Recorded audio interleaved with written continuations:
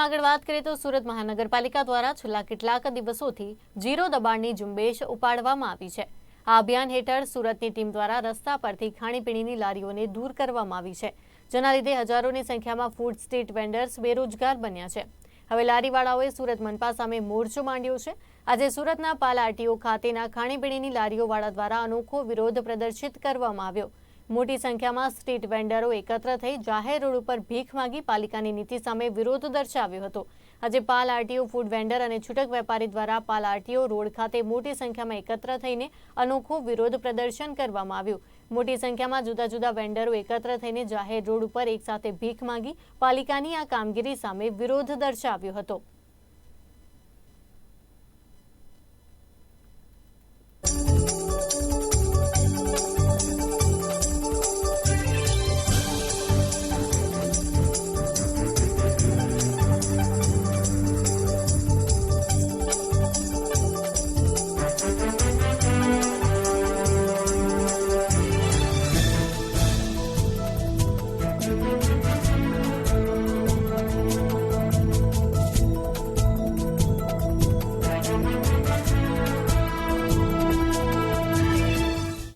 Dumas road ઉપર આજે 15 થી 17 વર્ષથી અમે પાલ આરટીઓ પર વિરોધમાં ઊભા છીએ અને અમારી સમસ્યા એક જ છે કે જે કોર્પોરેશનમાંથી જે શાલિનીબેન અગ્રવાલે જે ઝુંબેશ ચલાવ્યું છે અને અમારા લારી ગલ્લાઓ બંધ કરાવ્યા છે એ માટે અમે અહીંયા ઊભા છીએ। બસ અમે હવે શાલિનીબેન અમારી કોઈ સહાય નહીં કરે તો પછી અમે આ ભીખ માંગીશું અને અમારું ગુજરાન ચલાવીશું।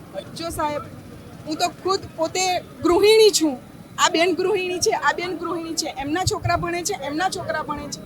જે છોકરાઓની કોલેજની ફી ભરવાની હોય, જો અમારા છોકરાઓ જો ઘરમાં બેસી જશે તો અમે છોકરાઓને ભણાવશું કેવી રીતના? જેવી રીતના અમે ઘરમાં બેસી ગયા છીએ। અમે તો બે હાથ જોડીને બેનને નમ્ર અપીલ કરીએ છીએ કે અમને રોજી જ્યાં સુધી તમે વૈકલ્પિક જગ્યા બહેનોને નહીં ફાળવી આપો ત્યાં સુધી અમને ધંધો કરવા દો। જે દિવસે તમે અમને ફાળવી આપશો જગ્યા, અમે સ્વૈચ્છિક રીતે અમે હટી જશું। સાહેબ, અમે 10,000, 20,000, 50,000 સુધીની અમે લોન લઈ ચૂક્યા છે। જે અમને મોદી સાહેબે, જે અમે ભાડાના ઘરમાં રહેતા હતા, અમને મોદી સાહેબે રહેવા માટે ઘર આપ્યા છે, જે ઘરો અમે લીધા છે। જો સાહેબ, આજે પેલું કહેવત છે ને કે પૈસા માટે સગો બાપ બી સગો થતો નથી, તો અમારી બેંકો, જે બેંકોના હપ્તા, જે છોકરાઓની કોલેજ, એ તો અમારા સગા થવાના નથી। અમારે તો પછી શું કરવું પડશે? એમના જોડે વ્યાજે, અહીંયાથી વ્યાજના પૈસા લઈને અમારે તો હપ્તા ભરવા પડશે।